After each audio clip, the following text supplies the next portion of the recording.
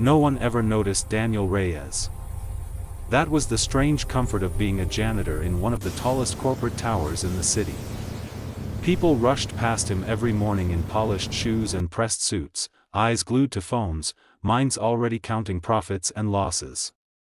To them, Daniel was invisible, just another man in a blue uniform pushing a cleaning cart, mopping floors that would never remember his name. But Daniel noticed everything.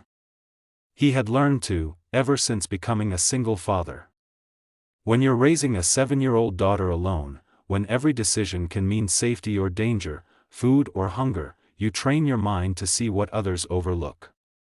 And on that ordinary Tuesday morning, Daniel noticed something small. Something wrong. Something that would change his life, and save another. The building belonged to Ardent Global, a multi-billion-dollar tech empire run by CEO Jonathan Hale. Hale was legendary, ruthless in business, brilliant in strategy, and utterly unreachable to people like Daniel. The CEO occupied the top 3 floors, guarded by keycards, private elevators, and security teams that barely glanced at maintenance staff. Daniel had never spoken to Hale. He had only seen him from a distance, tall, confident, silver-haired, always walking as if the world bent slightly in his direction. That morning, Hale was scheduled to give a major investor presentation, the kind that moved markets and headlines. Security was tighter than usual. Everyone was tense. Everyone was distracted. Daniel was cleaning near the executive elevator lobby on the 48th floor, a place he was rarely assigned. His supervisor had called in sick, and Daniel had taken the shift without complaint. Extra hours meant extra money, maybe new shoes for Sophia, maybe finally fixing the leak in their apartment ceiling. As he wiped down the stainless steel trash receptacle, Daniel's eyes flicked, as they always did, across the room. He noticed the camera angle. The reflection in the glass. The footsteps. The air. And then he noticed the smell that it was faint. Almost nothing. But it didn't belong. Daniel froze, cloth still in his hand. He closed his eyes briefly and breathed in again. Chemical. Bitter. Not cleaning solution. Not perfume. Not coffee. His heart beat faster. Years ago, before life broke him down into survival mode, Daniel had served in the military as an engineering specialist. He hadn't seen combat, but he'd trained around hazardous materials, explosives, and security breaches. Some instincts never left you. This smell whispered danger that he followed it quietly, near the executive elevator, tucked behind a decorative panel meant to hide wiring. Daniel saw it, a maintenance badge clipped where it shouldn't be.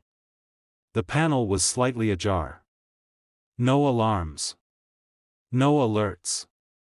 Nothing obvious enough to catch the attention of security. But obvious enough for a man who spent his days fixing what others ignored. Daniel crouched slowly, pretending to adjust a floor sign as he examined the gap. Inside, taped to the inner frame, was a small device, no larger than a phone battery. A blinking light. Red. Slow. Deliberate. Daniel's mouth went dry. He didn't touch it. He didn't panic. Panic gets people killed. He backed away, steady, calm, just another janitor finishing his rounds. But inside his mind, everything screamed. The CEO was due to arrive in less than 10 minutes. The private elevator would stop right here. If that device detonated, the blast would be focused, lethal. No one else would even understand what happened until it was too late. Daniel walked toward the security desk. The guard barely looked up. Restricted area, he said automatically. There's something wrong with the elevator panel, Daniel replied, keeping his voice neutral. Maintenance already checked it. Not this morning. The guard sighed. Sir, please return to your assigned. There's a device inside, Daniel said quietly. And if the CEO gets on that elevator, he's dead. That got attention. Within seconds, the room exploded into motion. Radios crackled. Doors locked. Armed security flooded the area. Daniel was shoved against a wall, hands raised, heart pounding not with fear, but with a strange calm. He had done his part. Whether they believed him or not was out of his control now. Bomb squad arrived in 7 minutes. 7 of the longest minutes of Daniel's life. They disarmed the device successfully. Jonathan Hale never stepped into that elevator. Instead, 30 minutes later, Daniel found himself sitting alone in a sterile conference room on the 50th floor, facing a man he had only ever seen on magazine covers. The CEO's eyes were sharp, calculating, but underneath, something else flickered. Shock. Gratitude. Fear he would never admit publicly. They tell me you noticed it because of a smell, Hale said. Daniel nodded. Yes, sir. And that you have no security training. I was military. Long time ago. Hale studied him. Why didn't you just pull the alarm? Because alarms make people run, Daniel replied. And running crowds kill faster than bombs. Silence filled the room. Why work here? Hale asked. Daniel hesitated. Then answered honestly. Because my daughter needs health insurance. Something shifted. That afternoon, the news broke. Attempted assassination foiled at Ardent Global. No names mentioned. No janitor in the headlines. Just a company thanking internal vigilance. Daniel returned to his mop, his cart, his quiet invisibility. But life had already cracked open. That night, when Daniel picked Sophia up from school, she hugged him tighter than usual. You smell like cleaning stuff, she giggled. He smiled. Yeah, kiddo. But his phone buzzed. Unknown number. This is Jonathan Hale. We need to talk. And Daniel realized, noticing one small detail hadn't just saved a life, it had pulled him into a world that would never let him go again. Daniel Reyes didn't sleep that night. Every time he closed his eyes, he saw the red blinking light behind the elevator panel, heard the echo of what could have happened, imagined his daughter growing up without him if he had touched the wrong wire or spoken to the wrong person. At dawn, as Sophia slept curled beside him on the mattress they shared in their small apartment, Daniel stared at the cracked ceiling and wondered how a man could spend his whole life being invisible, until one moment made him unforgettable. He didn't know it yet, but someone else had been awake all night too. Someone who hadn't expected a janitor to ruin a perfect plan. The next morning, Daniel returned to work as usual. Same uniform. Same cart. Same quiet nods from coworkers. But everything else felt different. Security watched him more closely now. Executives whispered when he passed. His phone buzzed again, a message from Jonathan Hale's assistant instructing him to come to the top floor after his shift. Daniel felt a knot tighten in his chest. People like Hale didn't call janitors unless they wanted something, or wanted someone silenced. In a private office overlooking the city, Hale stood by the window when Daniel arrived. No suit jacket. No entourage. Just a man who had looked death in the face and survived because someone beneath him had paid attention. They traced the device, Hale said without turning around. It wasn't terrorism. It wasn't random. It was internal. He finally faced Daniel. Someone inside my company wanted me dead. Daniel absorbed that quietly. Power didn't protect people, it painted targets on them, Hale continued, his voice lower. The device was designed so that only one person would die. Me. No collateral damage. Clean. Efficient. He paused. You weren't supposed to notice it. Daniel met his eyes. But you did, Hale said.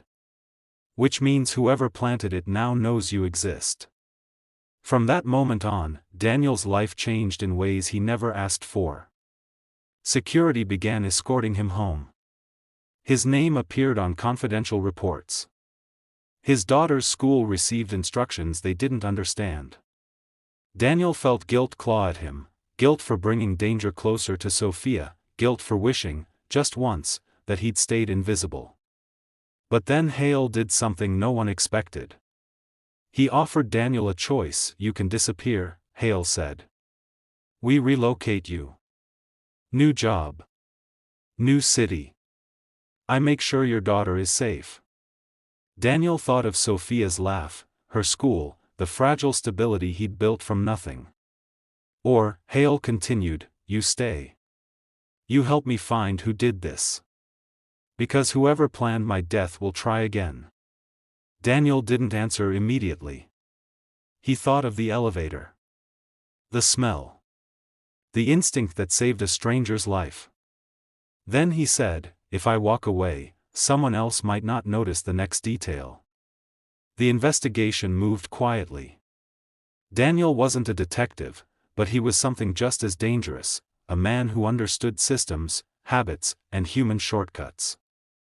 He noticed who avoided certain floors. Who overused maintenance access. Who never looked janitors in the eye. Slowly, a pattern emerged. A senior operations executive. Trusted. Untouchable. Angry over a decision Hale had made years ago. Power breeds resentment, and resentment plans patiently. The arrest happened without drama. No headlines. No public trial. Just another executive resigning for personal reasons. Hale lived. The company survived. The world moved on. But Daniel's reward wasn't money, not at first. It was something rarer. Respect. Weeks later, Daniel was called back to the top floor. This time, Hale sat across from him, not as a king, but as a man who owed his life. I built an empire, Hale said, and almost lost it because I stopped seeing people. He slid a folder across the desk. Inside was an offer, a permanent role in corporate safety, full benefits, a salary that made Daniel's hands shake, and a clause that made his throat tighten, education fund for Sophia Reyes, fully covered. Daniel's voice broke when he tried to speak. Hale simply nodded. You saved my life, he said. But more than that, you reminded me what power really is. Months later, as Daniel walked Sophia into a new apartment filled with light, she looked up at him and asked, Daddy, are you still a janitor? Daniel smiled and knelt beside her. I still clean messes, he said. Just bigger ones. And somewhere in a tower of glass and steel, a CEO who once believed power came from money now knew the truth. Power lives in the people who pay attention. One small detail. One quiet man.